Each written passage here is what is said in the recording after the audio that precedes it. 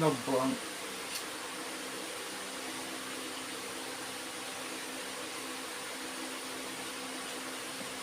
Yeah.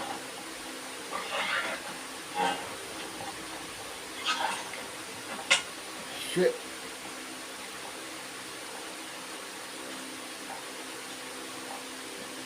We're good, we're good. Push it out, do that, do that. There we go. Let's go. Die. Bitch.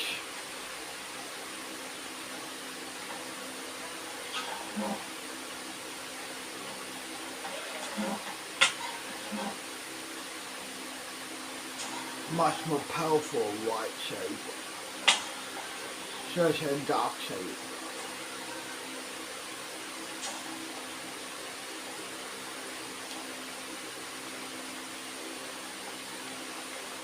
Die, die, die, die, die.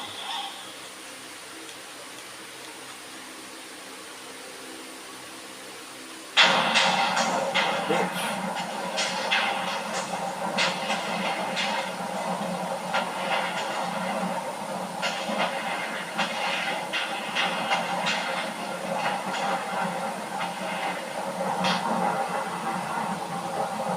Anymore. Anymore.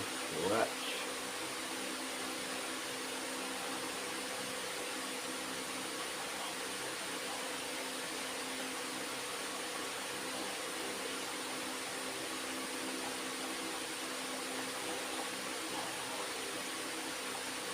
Nothing I don't drink. Oh shit.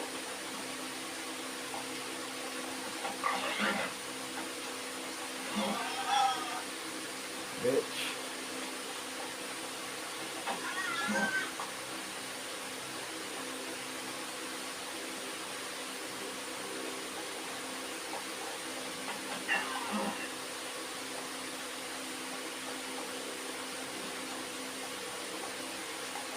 Let's text my mom.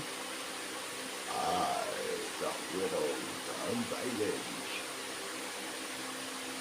There we go. And that's how you do it.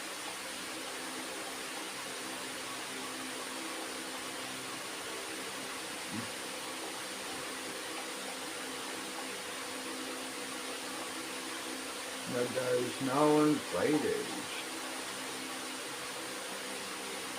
Am I wrong?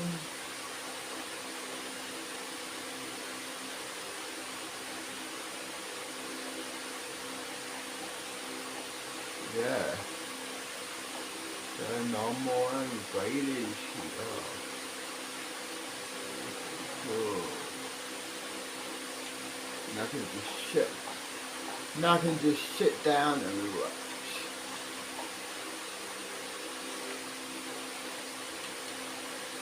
Press play. The Force would have benefited Anakin a great deal.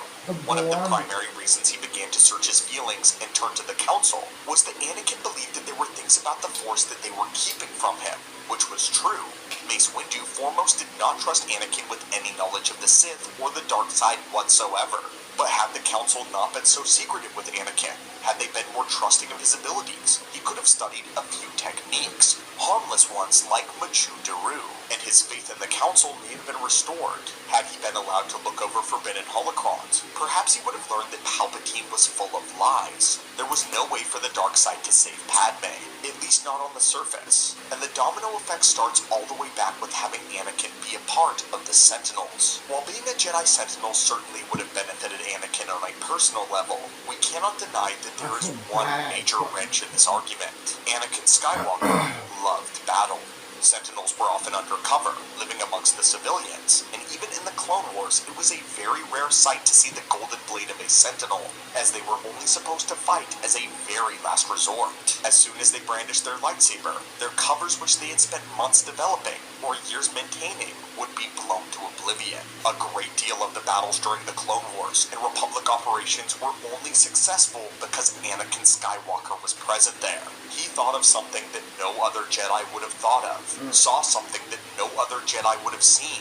His brazen disregard for protocol saved the lives of not only thousands, but likely millions over the war. And Anakin's skill as a warrior triumphed over evil more times than we can count. Had the blue saber of justice not been in the alloy hand of Anakin Skywalker during the Clone Wars, the Republic would not have had the hero in a time where they desperately needed hope.